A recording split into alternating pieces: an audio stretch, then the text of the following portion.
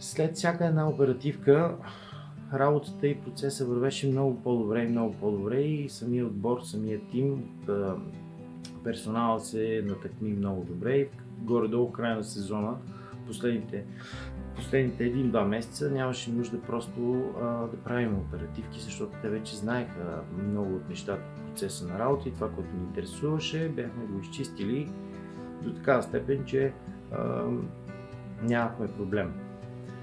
В случая какво се получи? Един ден ми се обаждат и казват: ние искаме оперативка.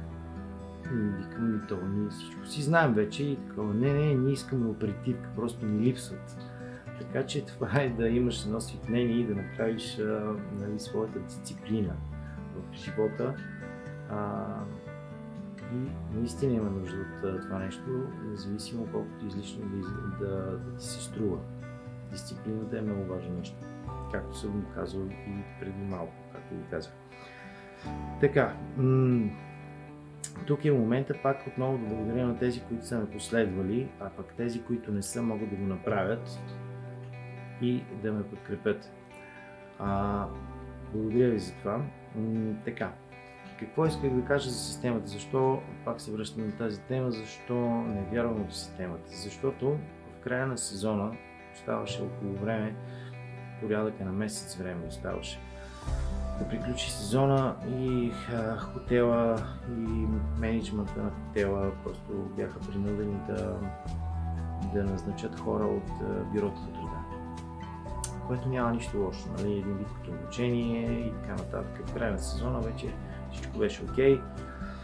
Плюс-минус хора, ние се справяме, те може само да научат нещо и само да им бъде от полза.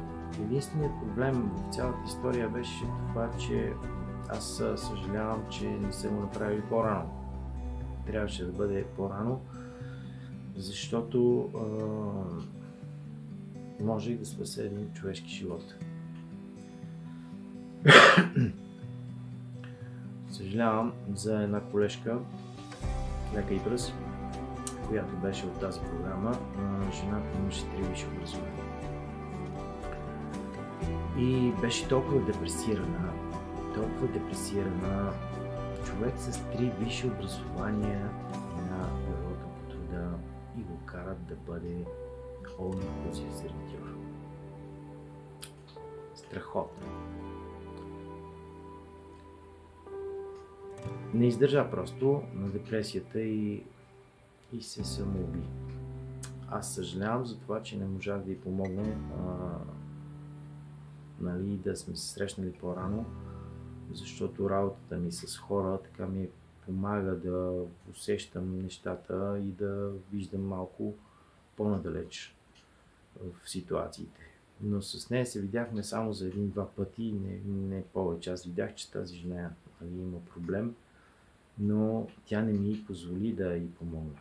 Защото идваше на работа, тръгваше си когато иска, не искаше да участва в тази цялата история и просто ние нямахме достатъчно контакт, за да мога и аз да й помогна. Съжалявам за което, но 3 висши образования няма как да вярвам на системата и затова обръщам внимание на това как да възпитаваме децата си. Да,